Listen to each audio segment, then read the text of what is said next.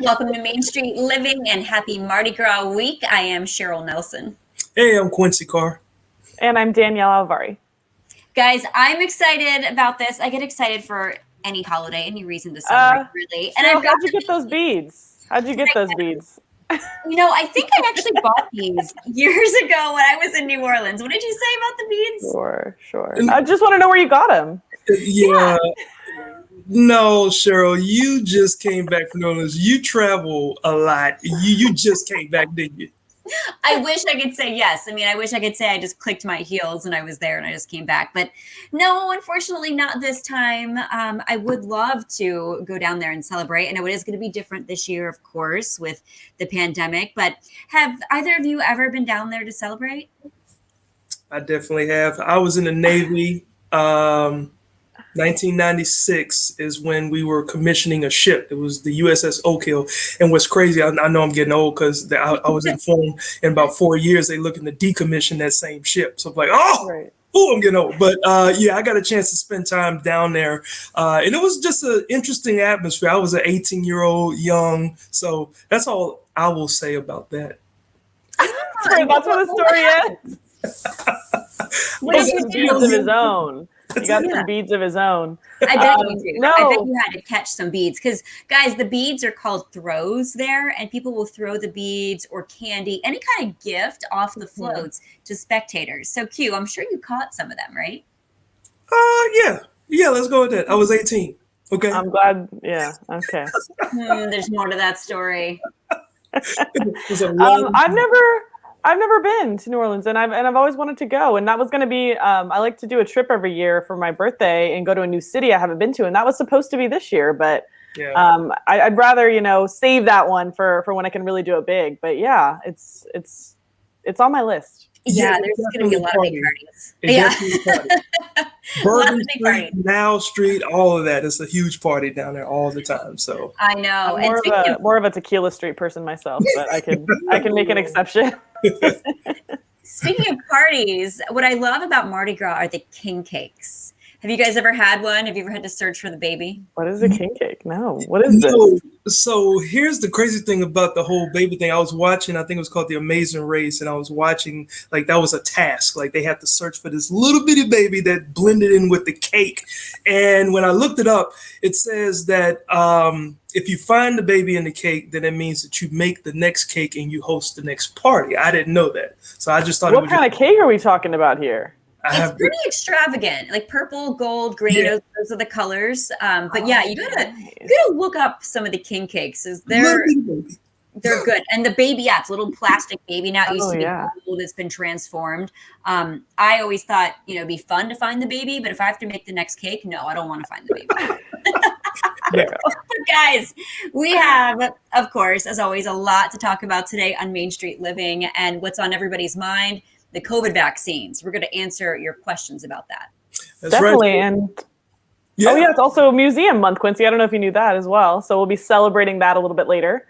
No, I'm sorry. I jumped the gun on you because I was excited about the winter wonderland at the Princess. So got to find out what that is. But coming up next, we're going to talk about reimagined Mardi Gras floats. Don't go away.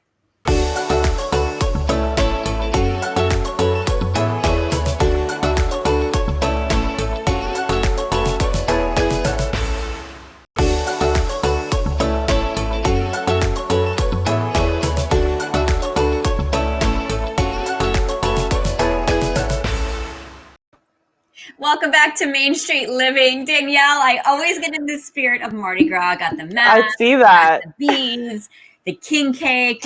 I'm ready for it. Yeah. I mean, normally when I hear Fat Tuesday, I'm like, oh, just another Tuesday during COVID. But no, Fat Tuesday is synonymous with Mardi Gras, right? Which is synonymous with New Orleans. So having parades canceled this year because of COVID, obviously a big blow to the community. So since everyone's at home this year, one group did start a movement to make gorgeous Mardi Gras floats on people's homes. So here to tell us all about it, we have Charmaine Cooper Hussain with the Krewe of House Floats. Charmaine, thanks so much for joining us. Thank you for having me. So tell me, how did you guys come up with this idea to bring the decorations to the neighborhoods? So it was actually a joke on Twitter. I knew this person through Twitter. We did not know each other personally. Her name's Megan Boudreau, and she made a joke just minutes within our mayor canceling Mardi Gras parades that she would turn her house into a float and throw beads at her neighbors. And that was like Thursday. And by Sunday, I was on a Zoom call with 30 other people, and we were organizing this thing. Oh my gosh, that's so incredible that they're still able to do that. And are people decorating themselves, or are they hiring people to decorate? I mean, some of the designs are really spectacular. Both. There's been an incredible crowdsourcing that's gone on. If people wanted to DIY things, one of the greatest things that we all learned how to do were to take ball pit balls that you might find in a play place of a fast food restaurant that the kids would, splash around in. And if you string them together, you can make a wonderful giant garland of beads. So that was a DIY thing. And then a lot of people hired float artists to either help partially or to actually just construct the entire float. And that was really beneficial for a lot of people who got laid off when the parades were canceled. Absolutely. And what has the response been like from decorators and spectators? Oh, decorators, it's just kind of been surprising because people found that being so creative was actually very relaxing and soothing. And it brought a little bit of normalcy to a time where nothing is really normal right now. People are literally mourning in the city the lack of no parades and not being able to get together with family and people that they see every year when they go out to watch a parade at the same place. So there's that. And then spectators, well, I guess the interesting thing about that is that right now it is not strange if somebody drives really slowly by your house and then stops and rolls down the window and takes a picture. Like that doesn't freak you out because everybody's doing it. So I'm curious, do people have to register? Is it organized, or can anybody just do it on their own? Kind of both. We did ask people to register because we wanted to put everybody onto a map so that there would be a usable tool. There are people who either didn't want their addresses to be on the map, or people who just didn't even realize, who just saw their neighbors like doing all this decorating. We're like, okay, I'll do it. This is great. So right now we say we have almost 3,000 houses on the map, but it's actually really much greater than that because of that's so many. But there's a fundraising component to this as well, right? Yes. It is kreweofhousefloats.org/donate.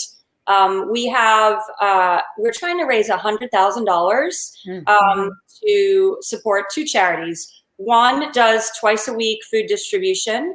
The other provides basic needs to the homeless. And both of those charities are directly providing aid to, again, people whose lives have been adversely impacted by the cancellation of the parades. And of course, the lack of tourism and things like that.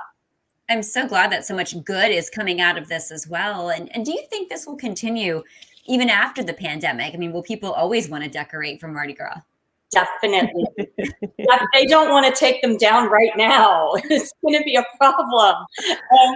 What people gave their time toward this, they gave their creativity toward this, and a lot of people made a significant financial investment. They're not going to throw these house floats that they created away. They're going to store them and bring them out next year. And then people who saw it happen, who didn't really get a chance to jump in, we had a relatively short window of time because of Mardi Gras being when it is, and you can't change that.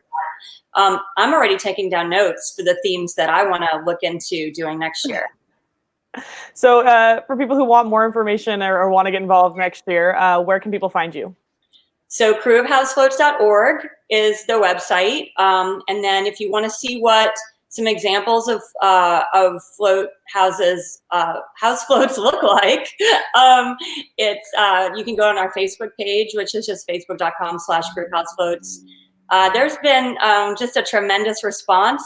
We have houses on the map from Saudi Arabia, from the United Kingdom, from Australia, Yeah, so we just kind of expect it to grow. I mean, the first thing I did when I saw the map was go find my brother's house in New Jersey. Oh, So that's cool. so cool to It's a do way for us that. to stay connected. Yeah. I know. I'm like, oh, I gotta go see. So I mean, we should start decorating for every single holiday now. This is a perfect excuse to do it. So thank you so much for joining us. We appreciate it. Thanks so much. And happy Mardi Gras. Happy Mardi Gras. All right, Danielle, still a lot more to come on Main Street Living. In fact, coming up next, we will tell you where you can still take a steamboat ride. Don't miss it.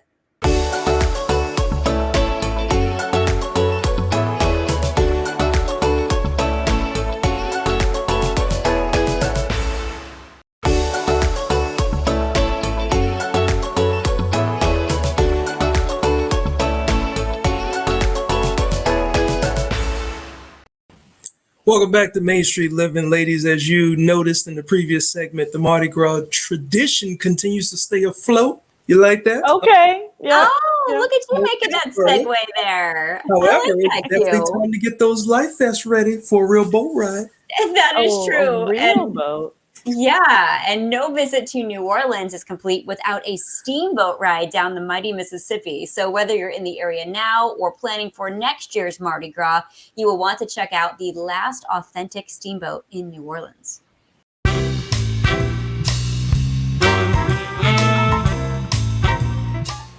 Steamboat Natchez number 9.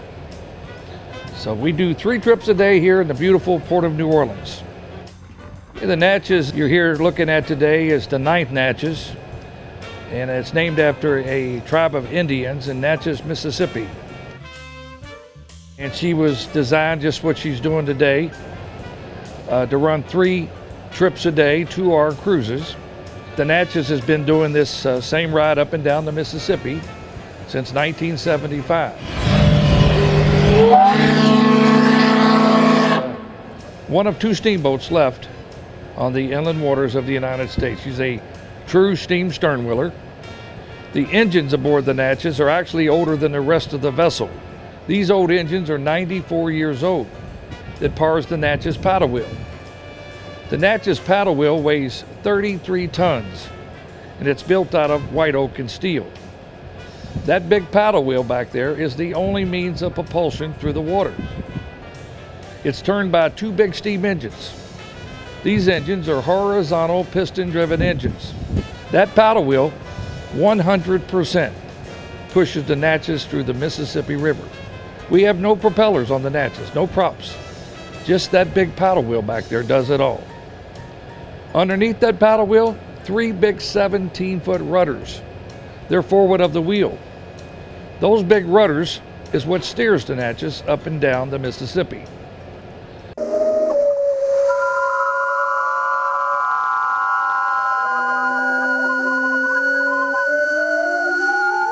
We are on the roof of the Steamboat Natchez here in New Orleans. The Natchez is one of only a few steam-powered vessels left in the United States today, and we are equipped with an authentic steam organ, or steam piano, better known as a calliope.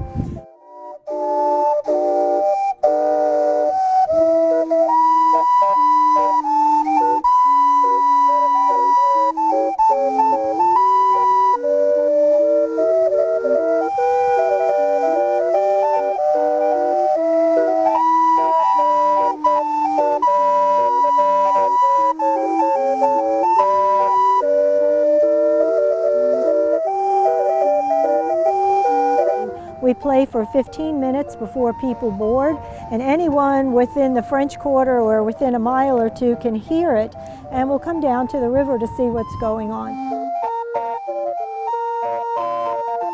Next time you're in New Orleans, come see the Steamboat Natchez or one of our other trips. Oh, wow, guys, that was so cool. You know, it really is a national treasure and such a fun outing. And we recorded that segment before the pandemic hit us, but the Steamboat Natchez is still doing cruises with COVID safety protocols in place. You can get all the details at steamboatnatchez.com. So cool. And I feel like that old steamboat kind of takes us back in time too, which is kind of nice in these times. But coming up next, We're going to be going to infinity and beyond. Stick with us.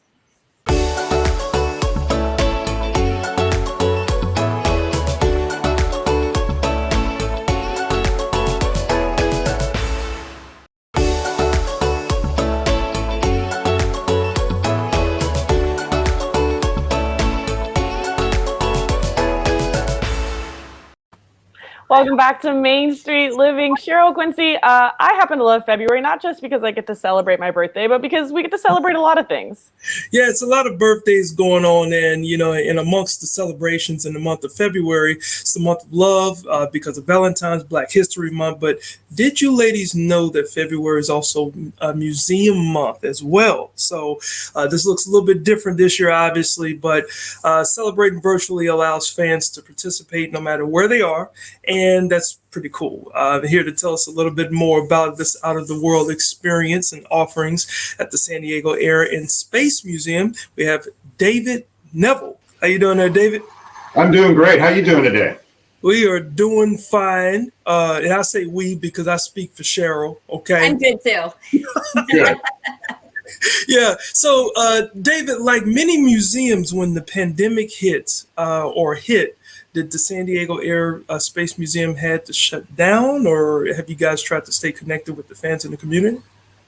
Yeah, so we realized very early when we had to shut down that we weren't able to continue to accomplish our mission of inspiring and educating people about space and aviation history and exploration.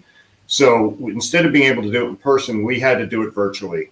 We learned that we needed to stay connected with everybody. So we started doing a bunch of different virtual programming, starting with our SDASM TV, SDASM being our the letters for our name. And we used it to put in some really unique stuff that we had in our video archives, our Apollo events that we've been doing over the last 5 years for all the different anniversaries for the Apollo program. So we opened one channel that was Apollo Insiders. We had a whole bunch of oral histories that we had accomplished through the years with both astronauts and aviators that we put on there in our oral histories channel. And then we unleashed our archives on our Unleashed Archives channel, where we've got a library and archives that's been digitizing video and photos for years. And so we had all this wonderful content that we needed to share with our viewers, and we needed to do it in a new way. And so we started doing it virtually. Nice. Now, Nice. is this something that anybody can see nationwide, or is it only in the San Diego area? Absolutely. You can find it on our website, and I'm sure you guys will show the website and the graphics below, but also on our YouTube channel. There it is. There's our website, and you can find all those things. If you just go to our website, they're very easy to find. SDASM TV is very prominent. And then we also have a section on our website that we started when we started taping these virtual events throughout the year, last year, when we were closed and airing those. We did them on Facebook Live. Then we put them on YouTube. So they're all on our website under our calendar. If you go to our website and go events, calendar, and then virtual events, you'll see them all there. Wow. Now, you were mentioning about your virtual events, and these things are pretty cool. Can you tell us about some of those? So our favorite, we've done a bunch that have been really good. We're very close with a bunch of the remaining Apollo figures, both the flight controllers and the astronauts. So the very first one we did the only 50th anniversary on the day of the splashdown of Apollo 13 last year in April. And it was the 50th anniversary. And so we had the two remaining crew members, Jim Lovell and Fred Hayes. We had four of their flight directors, Jerry Griffin, Gene Kranz, Glenn Lunny, and Milt Windler. And it was a 2-hour event that, quite frankly, we had to cut short because it could have been for 4 hours. They were very generous with their time, and they told stories that you've never heard before. A lot of people know most of the main figures from the movie Apollo 13, but these were the real life stories from them. And it was just really exciting. We did a couple other Apollo events, including one with Walt Cunningham from Apollo 7, the only one that he did last year. We recently did one that'll be going up on our website tomorrow, but it'll be available once this airs. We did one with the 40th anniversary of our 50th anniversary of Apollo 14, with Flight Director Jerry Griffin and astronaut Fred Hayes. Nice. Oh my gosh. And we love exploration and space. I know a lot of us are looking for, the moon again, going to Mars eventually. What project are you looking forward to the most as you look into the future? It's cool that you brought that up, because we actually had 2 NASA scientists come on last year with us virtually, and both of those links are available in our virtual events. Dr. Jenny Gruber and Johnny Heflin, one of the scientists that's working on the rocket to propel Artemis to the moon. And Dr. Gruber talked about the habitations that they're working on for when they send people back to the moon. But more importantly, they both described the Artemis program, the program to put the first woman and the next man on the moon, hopefully in 2024. And they do these very detailed graphic presentations that anybody would learn from. And when you get finished listening to them, you sit there and you think to yourself, oh, I get it. I understand it. And now I know why it's important. Well, yeah. And I know that we've got a piece of Black history here in Virginia. The late Katherine Johnson, she was responsible for helping to put the first man into orbit, I believe, with her math numbers. So a lot of tying in between that coast and this coast, and that's pretty cool. So David, we certainly wish we had more time with you. We certainly appreciate you being on the show with us today. Well, thank you very much for having me, and we really appreciate everything you do for us. Absolutely. All right. So always love space. And of course, I love weather as well, Quincy. And coming up next on Main Street Living, we will tell you about a winter wonderland you may not know about. So stay with us.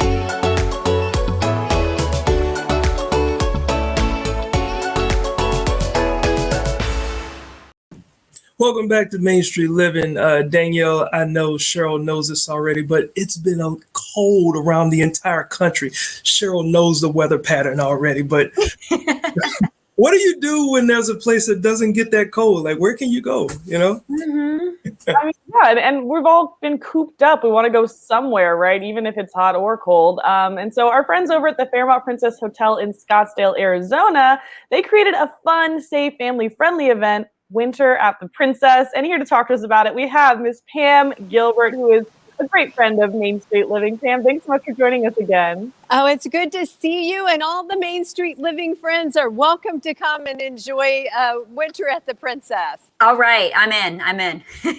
First thing I have to say is Pam's outfits are always on point. So yes, they are gorgeous. Decked out for winter, but Scottsdale, known for sunshine and warm, kind of. So how is the Princess kind of blending them and making the best of both worlds? Well, you can splash in the pools during the days and hike the trails and hot air balloon. And at night, we turn Princess into a winter adventure land with ice skating at the rink and a new alpine ice trail and rides and just fun activities that really give you that outdoor winter adventure sports experience. A ski village at night. Oh my gosh, it's so cool to hear. Now, do you guys actually have any fake snow? We do at the Alpine Ice Trail, which is a skate ribbon that goes around Snow Mountain where people can sled down. We have a snowfall when you go through this cool light tunnel. It's great fun and very, very romantic. Oh, yeah. Okay, well, I see the Up to Snow Good behind you, but if you are coming with your family, what are some key highlights at the Winter at the Princess? Well, Winter at the Princess for kids, when they arrive, if they ice skate or are just learning to ice skate, we provide the skates. You can get an ice pass and you can have unlimited skating on a 6,000 square foot ice rink or a 7,000 square foot alpine skate ribbon ice trail.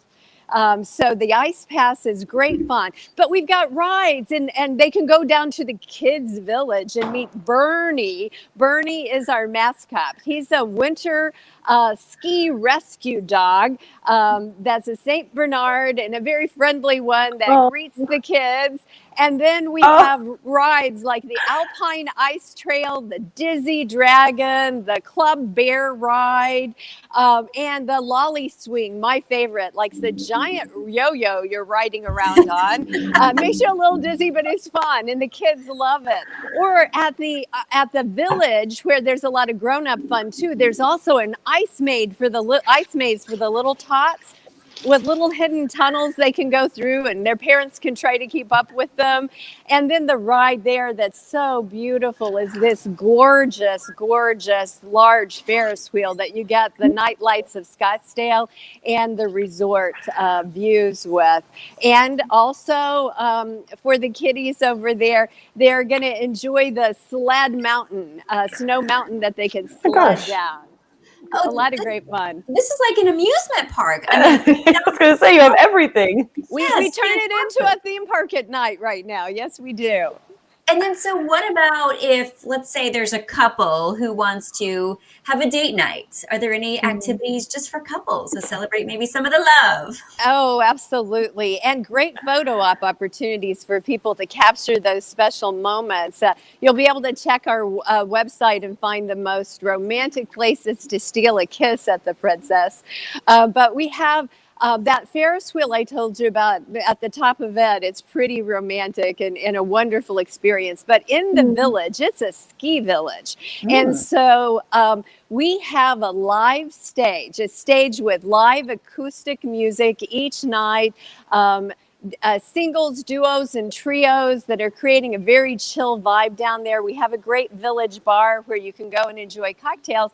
And then we've got socially distanced fire pits spread out throughout. Oh, so nice. You can have cocktails by the fire, enjoy live music outdoors under the stars and the moonlight. Great dining here at the Princess as well, and the ice skating. Or you can bury the hatchet if there's been a little tension when you've been quarantined together with our axe throwing experience, and see if they can hit the target there. We also have a rock climbing wall. That's a fun adventure to climb up. And, you know, if you meet a wall right now, you got to climb it. You got to find a way. So we created some experiences to make that a fun experience for adults. That's so much fun. And Danielle, axe throwing, I've done it. It's a lot of fun. You can get out a lot of that. I'm just saying, maybe not when you guys are fighting, but So Pam, do you have any special room offers? Because like I love being outside as much as the next person, but if it's below 60 degrees, I'm good for about 20 minutes, and then I need to get back to my room. So any special room offers for guests going on right now with the winter nights? We absolutely do. One of the best. If you come in and spend a few nights, because you can buy one night, get the second night free. And that's an incredible deal. And you can, you come and stay for 4, you only pay for 2 nights. So it's a great offer. We also have the winter chill package, which includes, if you stay overnight, you get the full experience, but the winter chill package also includes a $100 credit. You can use it at the spa or the restaurants or for golf. Wow. Some fun offers, and there's a $10 donation that goes to Cox Charities in every winter chill package for every room night. That'll be donated to the Arizona Child Crisis Center, and we're really excited to help support Cox Charities. You guys are doing so much. I think Danielle and I are going to have to pay you. I'm already booking my trip. I'm looking at flights, Cheryl. That's what I'm doing. Hey, well, ScottsdalePrincess.com will give you all the information and the great booking opportunities. Thank you so much for joining us. We love your enthusiasm as well. We hope to see you soon. Thank you. Thank you, guys. All right. I love that they have a place you can go and have fun safely. And speaking of being safe, coming up, we're going to talk to a doctor about everything you want to know about the COVID vaccine. We'll answer all your questions next.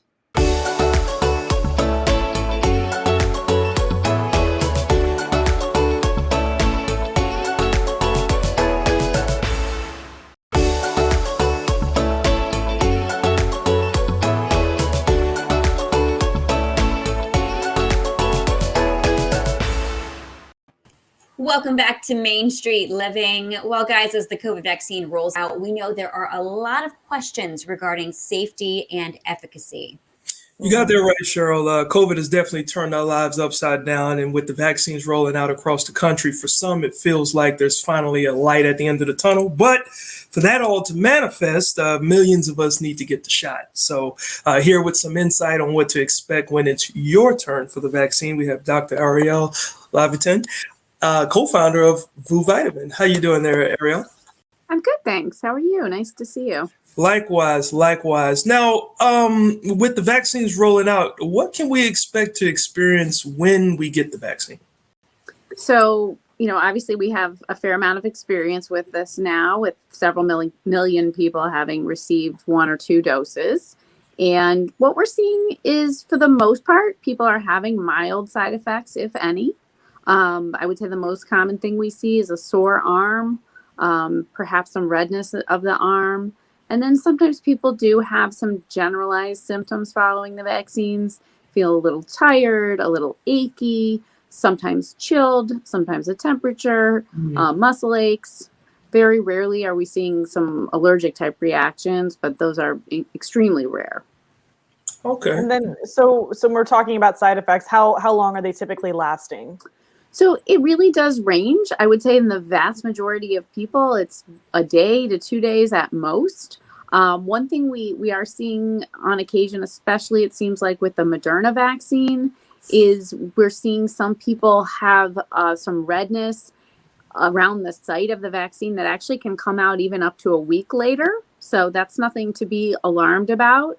But it does surprise people sometimes because they feel fine initially, and then this suddenly comes up, a week, even 10 days later. But that's okay. All of these things mean that your immune system is working, that you're getting a good, solid immune response to the vaccine, which is what we want. So the vast majority of the effects will go away within 48 hours. Okay, so then what's the difference between the first dose and the second dose? Because that's what confuses me at times. So, again, there's no hard and fast rules, but some people do find they have worse side effects after the second dose. And that's probably because their immune system is already sort of primed from the first dose. But there's no hard, fast rules. You can hear it the other way too. And there's definitely, none of these are reasons to not get the second dose. So even if you have side effects, that doesn't mean that you shouldn't get the second dose. If you do have an allergic type side effect, which would be something like hives, trouble breathing, anaphylaxis, which is a severe immune response. And again, these are very rare occurrences. You will know if you've had them. That's something you should talk to your physician about, managing how to get that second dose. Oh, okay. And what can people do to try to kind of prevent, or is there anything we can do to minimize the side effects? Yeah. So, I think that what we think is doing all the things that we would normally recommend to keep yourself healthy. So, getting good rest, staying well hydrated. I think that you can't ever overemphasize the importance of hydration with both fluids and electrolytes, prior to the shot, during and after. And certainly people can take, if they need, over-the-counter medications after the shot, if they're having symptoms. We do not recommend pre-medicating with those things. Like, we do not recommend taking Tylenol beforehand, things like that. We only recommend taking it if you need it because of your symptoms. So, yeah. And then of course, continuing to practice the measures that we are recommending for everybody after you receive the shot, especially the first dose, because, you don't get immediate protection from it. You still need to continue, wearing your PPE, social distancing, et cetera. It's very important to continue to do that. The full immune response does not occur until at least probably 2 weeks after your second dose. Gotcha. And even then, we still need to be careful, obviously. Right. Still need to mask up and socially distance. Well, thank you so much for coming on and clarifying a lot of things about what we can expect if you do get that COVID vaccine anytime soon. All right. Well, thank you for having me. Good luck to everybody, and hopefully getting vaccinated as soon as possible. All right. Thank you so much. All right. Stick with us. Coming up, we got fun for boys and girls. Don't go anywhere.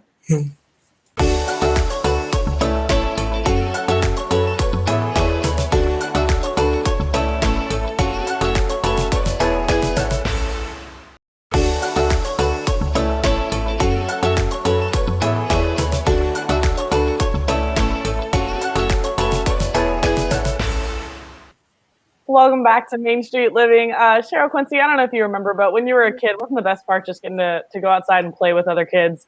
Yes, we used to do that all the time, and now kids are always on their devices. Right. Yeah. Recess, it's always important that kids have a safe place to play, learn, and even hang out with their friends when they're not in school. But the Boys and Girls Club, they have filled this role for over 160 years, providing support and mentorship to help kids reach their full potential. Let's see what they're doing.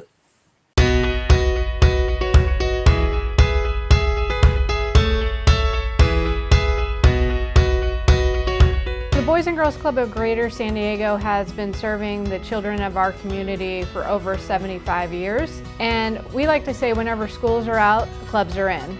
The Boys and Girls Club's mission is to inspire and enable youth to be academically successful, develop healthy lifestyles, and develop strong characters. Every child finds their passion here at the Boys and Girls Club. There's such a variety of activities. Our computer labs are popular, our sports are popular. Sometimes it's really unusual things that might spark an interest in a particular child, and that kind of gets them hooked into the club. They really enjoy all the crafts, their projects. They come home with the glowing slime, that's their favorite. His activities here and things that he's learning is infectious, and I feel it. Now these are real pink. This is not washable. Well, the Boys and Girls Club has always helped families when schools are out of session. Parents need to work, but they want to know their child is safe and also having fun. So that's been part of our mission for a long time, is just to support the families during that out of school time. This Boys and Girls Club and the staff and everything has given me that safety and security and love and support. That's allowed me to go, okay, he's good, and I can do other things that make me feel good. There is a wonderful help for parents. Our staff and the connections they develop with the kids, that's really what sparks that enthusiasm. And the kids develop those lifelong friendships with each other, but also deep connections with our staff. He just mentioned this morning, one of the staff, Tyler, I believe it is. They have a special bond. He has a special nickname for him, and even though I don't get it, I don't have to, because that's the connection that he has. I feel like there's just something extra that the staff here has given him. They're very experienced with all kinds of behavior with the kids. They won't call you for every little thing. They find a solution to the problem. Part of our program is to provide free lunch and free snack to all the kids that come to the club every day. He loves the food here. He's eating salad, he's eating fruit, and I'm like, thank you. Having the kids here at the Boys and Girls Club, I have noticed a positive behavior. They say, please, may I? It makes me feel that we're working towards a good place for their future. People can count on the Boys and Girls Club to be here day after day and year after year. We've been serving the community for 75 years, and we plan to continue that tradition. Wow. Now, the Boys and Girls Clubs are in cities and towns all over the country. Go to bgca.org to find out a club near you. They do so much. Love them. Well, don't go anywhere. We have more Main Street Living coming up. Stay with us.